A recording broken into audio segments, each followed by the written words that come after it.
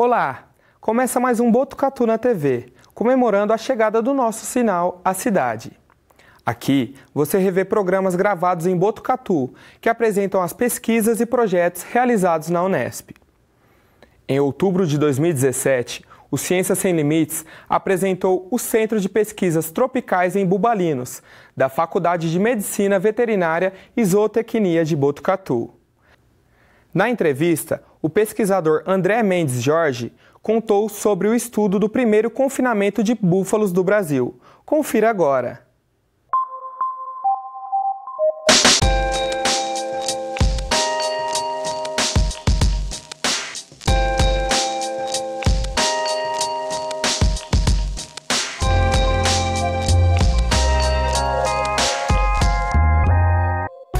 A produção de carne de búfalos vem ganhando mercado no Brasil e no mundo. O pesquisador André Mendes Jorge, da Unesp de Botucatu, coordena o Centro de Pesquisas Tropicais em Bubalinos.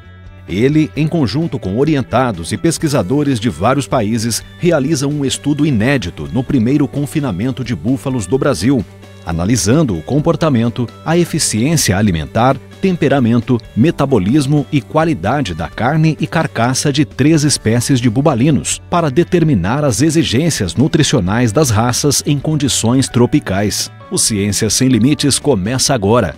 Está no ar o Ciência Sem Limites. Bem-vindas e bem-vindos. E como vocês puderam ver na abertura do programa desta semana, o assunto é búfalos, exigências nutricionais dos búfalos. Ao nosso lado está o professor e pesquisador André Jorge, da Faculdade de Medicina Veterinária e Zootecnia do campus de Botucatu da Unesp. Professor, prazer em tê-lo no Ciência Sem Limites. O prazer é todo nosso, João. Antes da gente entrar no assunto, do programa desta semana, conta um pouco pra gente sobre a sua trajetória acadêmica. Bom, eu sou formado em zootecnia pela Universidade Federal Rural do Rio de Janeiro, né? Fiz meu mestrado e doutorado em zootecnia na Universidade Federal de Viçosa, Minas Gerais, e tive a oportunidade de fazer 2 estágios no exterior, pós-doutoral, um na Universidade Trás-os-Montes, em Alto Douro, em Portugal, e outro na Universidade de Obihiro, em Hokkaido, Tokachi, no Japão. Né? Atualmente, eu sou livre docente, fiz a minha livre docência, sou professor adjunto, no Departamento de Produção Animal da FMVZ. Para quem está nos assistindo, o senhor falou que é formado em zootecnia. O que é um zootecnista? Zootecnia, a tradução quase que literal da palavra, é uma ciência que estuda a adaptação econômica do animal doméstico ao ambiente criatório. Ou seja, seria o profissional da produção animal. E a produção animal envolve o quê? Estudos de nutrição, melhoramento genético, sanidade, não é? Todos esses aspectos é um triângulo que compõe a produção animal, que é a profissão basicamente do zootecnista. E onde é que nós estamos? Que ambiente é esse?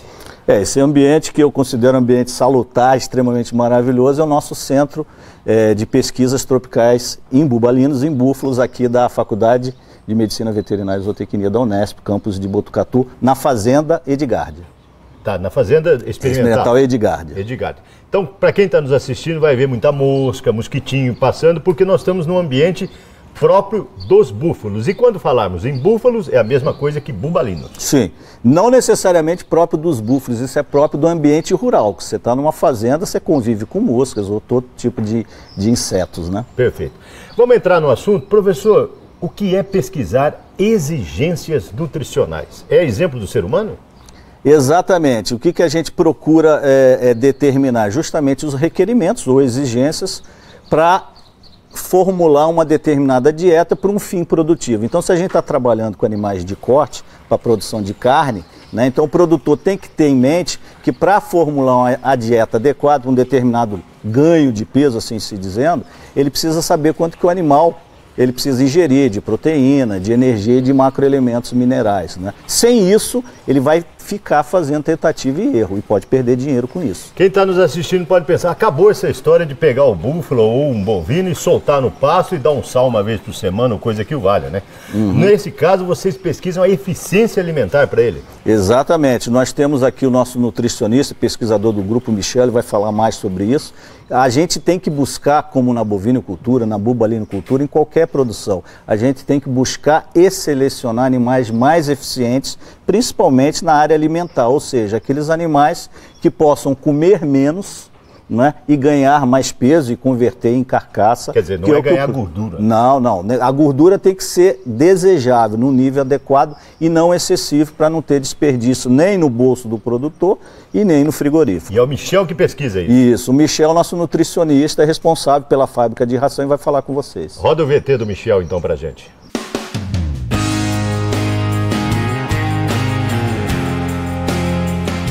Eu sou zootecnista, eu estou vinculado junto ao projeto na condução dessa parte de formulação das dietas, né, avaliação em relação ao desempenho, né, e compilação dos dados depois dos 2 anos de pesquisa, que a gente vai trabalhar nessa fase inicial para realmente determinar a exigência nutricional, né, das 3 raças que a gente tem trabalhado. Para poder formular essa dieta, a gente utilizou como base o que a gente tem de exigências nutricionais com os bovinos, tá? E pensando assim, numa dieta básica que possa ser conduzida durante esses 2 anos, né? E que dê condição dos animais terem um bom desempenho, tá? Basicamente hoje a gente trabalha com silagem de milho, milho grão, farelo de algodão e um premix mineral vitamínico, para poder fechar uma dieta, mas com referências do que a gente utiliza com bovinos. Para a determinação dessa exigência nutricional, né, a gente trabalha com esses animais confinados, né, é um abate comparativo que a gente trabalha. Então, no início, a gente separa um grupo que seja um grupo representativo, a gente faz esse abate, né, determina toda a composição química desses animais, né, e esses animais eles ficam durante um período em confinamento. Nesse período, eles vão determinar todo o consumo de cada indivíduo, por isso que a gente tem esse sistema de coxos automáticos, né? E no nosso caso, como a gente está trabalhando com a linha de carne, né? A gente faz esse abate no início e no final e consegue determinar quanto que esse animal alterou em termos de composição, quanto que ele ganhou de proteína, de energia, né? Em relação a minerais, né? E aí a gente consegue realmente determinar, né, o que a dieta está sendo oferecida e o que ele está transformando isso daí em carne, né? Em produto. E aí a gente consegue realmente determinar essa exigência para cada nutriente que a gente tem trabalhado, né?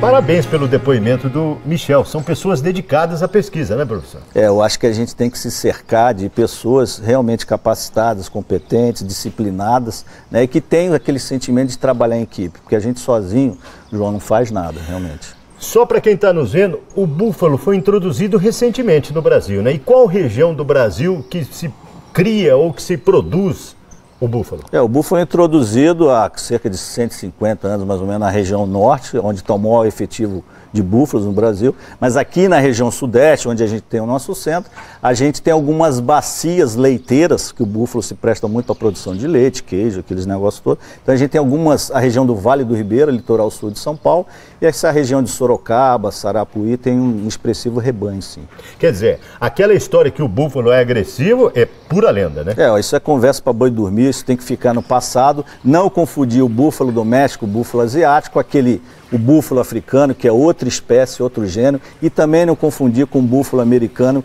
que é outra espécie, outro gênero totalmente diferente. Quais as raças que vocês pesquisam aqui? Basicamente, a gente está trabalhando com as 3 raças, as raças Jafarabad e Murra, que são de origem indiana, e a raça mediterrânea, que é de origem italiana. Dessas 3, as 3 são dóceis, são extremamente amigáveis. O búfalo, assim como os bovinos e outras espécies de interesses zootécnicos, se forem bem manejados, bem alimentados, são extremamente dóceis. O búfalo pode conviver junto com o bovino? Perfeitamente. Perfeitamente. Você vê fazendas que criam as 2 espécies, sem problema nenhum. Pelo que o senhor contou pra gente, só me diz uma coisa, esse projeto, ele é inédito? Sim, além de ser inédito, ele tem um caráter inovador, né? Ele foi aprovado pela FAPESP no final do ano de 2014, com recursos da ordem de 2 milhões de reais, né? Quer dizer, no auge da crise brasileira, dentro das universidades, a gente conseguiu aprovar esse projeto. Tem um caráter inovador justamente para se poder determinar exigências nutricionais de búfalos, né? O senhor fala inovador no Brasil ou no mundo? No mundo. Na realidade, tanto essa estrutura como o tema do projeto, né, que está sendo executado, é inédito e inovador no mundo para búfalos. Quando se fala em exigências nutricionais, o senhor pesquisa essas exigências para o ganho de massa magra, massa gorda necessária, ou seja, não é engordar em demasia o animal, né? Sim, o que a gente busca é justamente produzir animais eficientes. Então, quando a gente fala de eficiência alimentar, é produzir carcaças pesadas, carcaças magras e com uma cobertura de gordura desejável para um determinado tipo de mercado. A gente tem que produzir, né, o produtor tem que produzir o que o mercado quer. Quando se fala em conforto ambiental, em condições ambientais, como é que a pesquisa é voltada para esse lado? Nessa área de bem-estar animal, a gente tem a doutora Caroline, né, que vai poder falar mais com vocês, com mais propriedade, né? A gente está envolvendo estudos na área de temperamento, estudos de reatividade, né, para ver realmente que isso interfere, né, na qualidade da carne, na qualidade da carcaça, na própria eficiência dentro do sistema, né? Hoje a gente tem que propiciar, não só para os humanos, como para os animais, um bem-estar. Quer dizer, o trabalho de vocês, só para quem está nos vendo ter uma noção, vocês estão sendo o nutricionista desses animais. Exatamente, exatamente. Vocês estão determinando toda a tabela, a alimentação, enfim, balanceando tudo. A ideia no final do projeto é a gente lançar um livro, um compêndiozinho sobre tabelas de exigências nutricionais em búfalos em condições tropicais. Roda o VT da Caroline.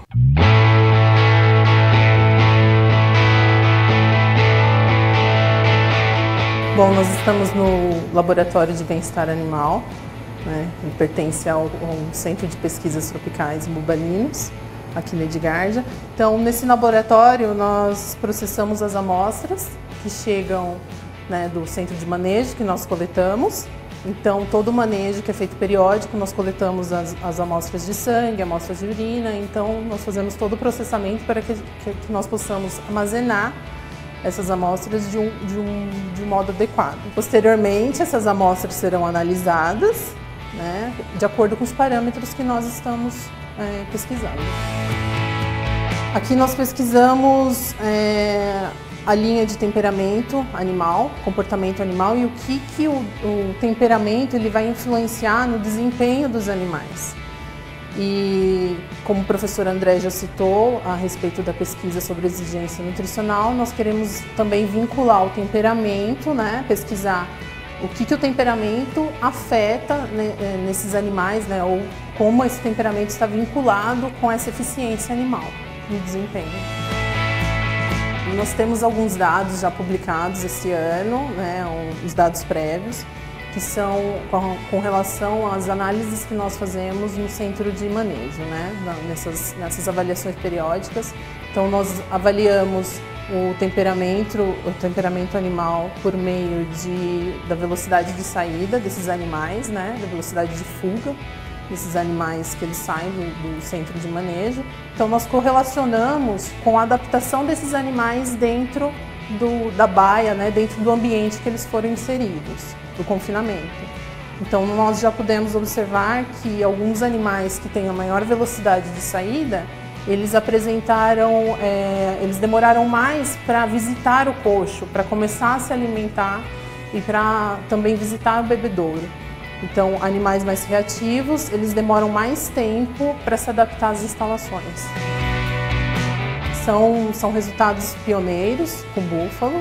Pretendemos, né, ver essa diferença entre as raças, se há uma diferença entre as raças. Então, são trabalhos que estão sendo feitos, são pesquisas, análises que ainda posteriormente nós vamos divulgar. E a gente quer fazer uma pesquisa a gente está fazendo uma pesquisa bem robusta, com bastante dados, para que a gente possa chegar numa conclusão mais certa, né, para que auxilie os produtores e pesquisadores que sigam essa linha de pesquisa, né.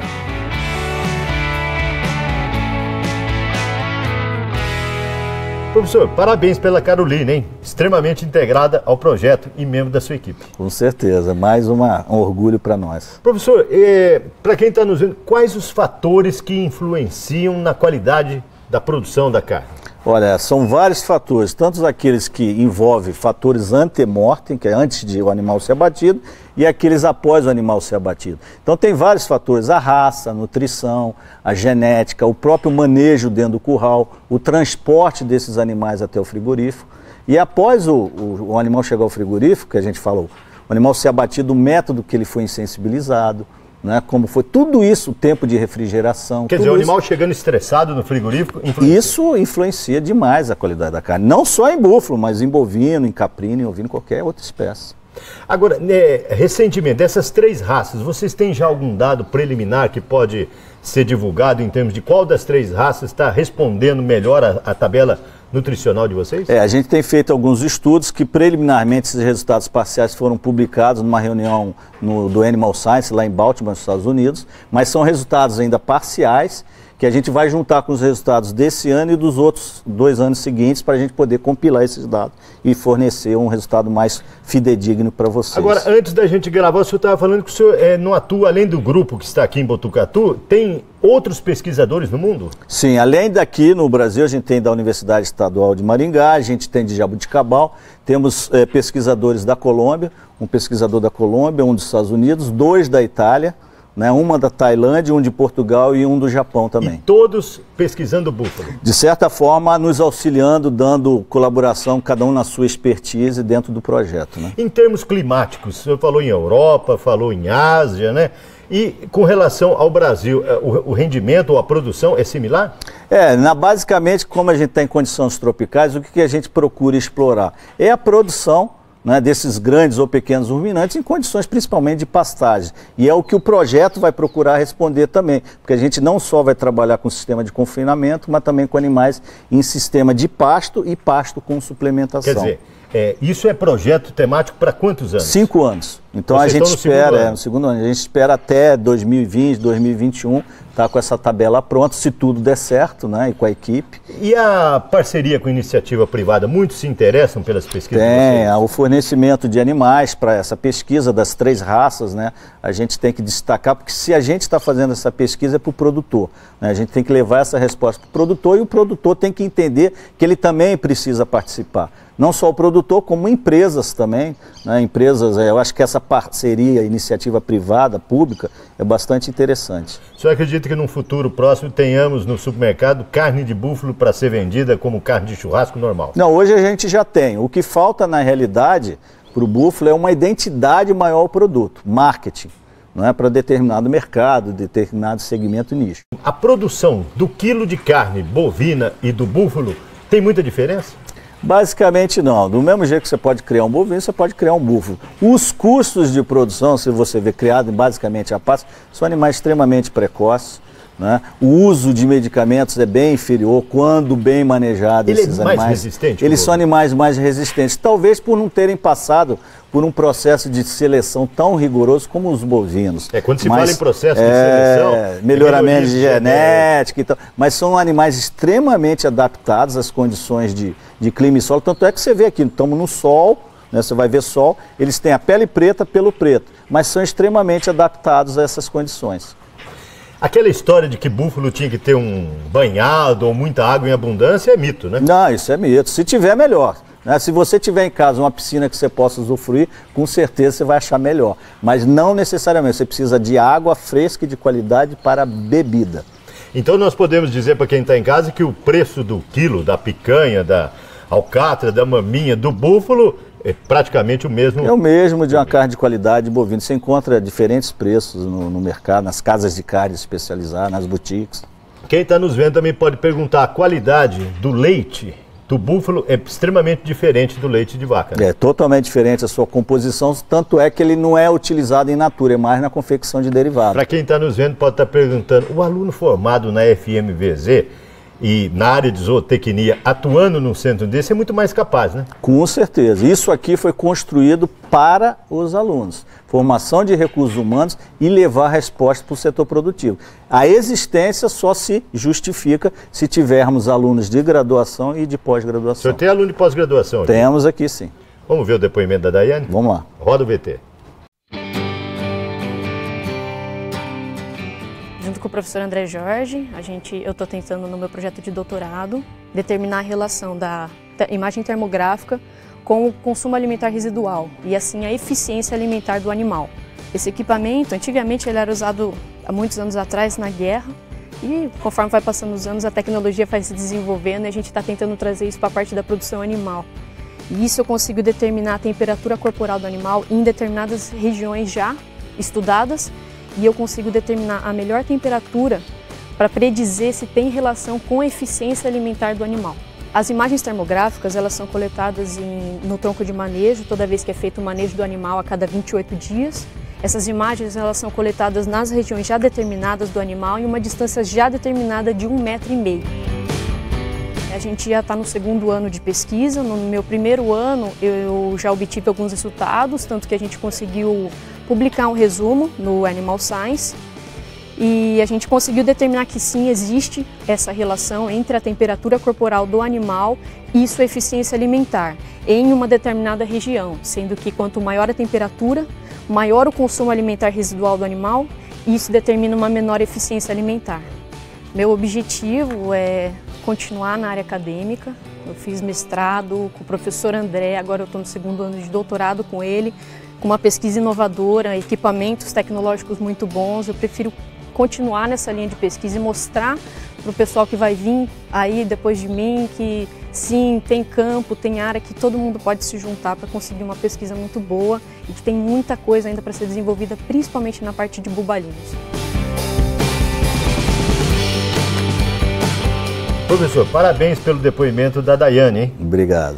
Professor, no seu ponto de vista, acredita que num programa dessa natureza, como Ciência Sem Limites, enfim, a disseminação da criação dos bubalinos ou dos búfalos possa aumentar a criação no estado de São Paulo e no Brasil? Ô, João, eu que tenho que parabenizar pelo programa, por iniciativas como essa que ajudam a divulgar a espécie, as nossas tecnologias geradas dentro da universidade, né? E eu acredito que o investimento feito num centro de pesquisas desse justifica não só a formação de recursos humanos altamente capacitados, nos casos dos alunos, mas é a necessidade também premente de se haver uma renovação no quadro de funcionários, técnicos, né? Porque a carência, a gente sabe pela dificuldade que o país passa, mas a carência de recursos humanos também é bastante grande. E se falando em recursos humanos, os búfalos precisam comer no feriado, no sábado e domingo, precisa de gente aqui para 24 horas ligados, do mesmo jeito que a gente está à disposição da população para atender, somos funcionários públicos, os búfalos necessitam se alimentar 24 horas no dia. Para quem está assistindo, ó, o Facebook do professor, onde está os dados aqui,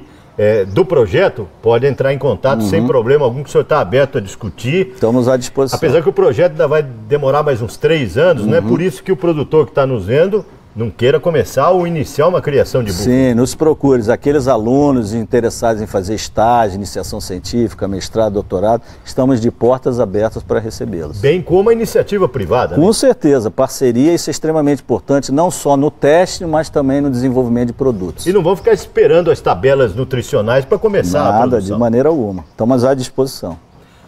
No seu ponto de vista, você acredita que o búfalo seja o futuro? Eu não acredito que o búfalo seja o futuro. O búfalo é uma realidade, é presente, né? Eu acho que o búfalo precisa ser tratado como búfalo e reconhecido como tal. Apenas isso. O que falta, no seu ponto de vista, é esse conhecimento técnico do conforto ambiental, do comportamento, né? Até sociológico do búfalo, que ele não pode ser tratado como um bovino, né? Exatamente. Você acredita que o produtor, tendo esse conhecimento, ele tem um bom rendimento? Com certeza, ele só tem a ganhar com isso, com tecnologias geradas dentro das instituições de pesquisa da universidade e o conhecimento dessas características que permitem o animal produzir e se reproduzir eficientemente. E para a população, acredita também que ela vai aceitar a carne do búfalo? Com certeza, muita gente já comeu carne de búfalo sem saber. O que está faltando é o quê?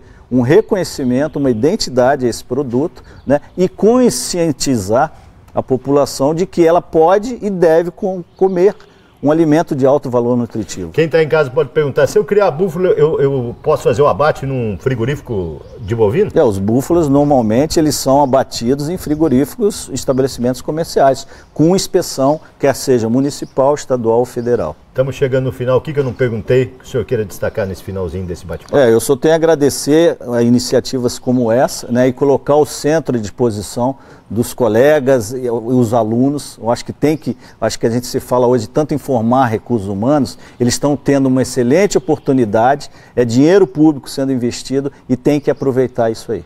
Só posso dizer parabéns pela sua iniciativa e pela sua idealização. Obrigado. Isso aí na realidade é um sonho que está se concretizando. Parabéns, professor. Eu que agradeço. Queremos agradecer também o assessor de imprensa aqui da FMVZ, o Sérgio Santa Rosa, que nos auxiliou na elaboração deste programa. Um grande abraço aí ao Sérgio. Para você contactar o pesquisador, o e-mail dele está aí na sua tela, andrejorge, fmvz.unesp.br. Para conhecer um pouco mais sobre o campus de Botucatu, www.fmvz.unesp.br. E para rever os nossos programas, www.tv.unesp.br. Ponto final em mais um Ciência Sem Limites. Na próxima semana, uma nova pesquisa, um novo pesquisador. Até lá!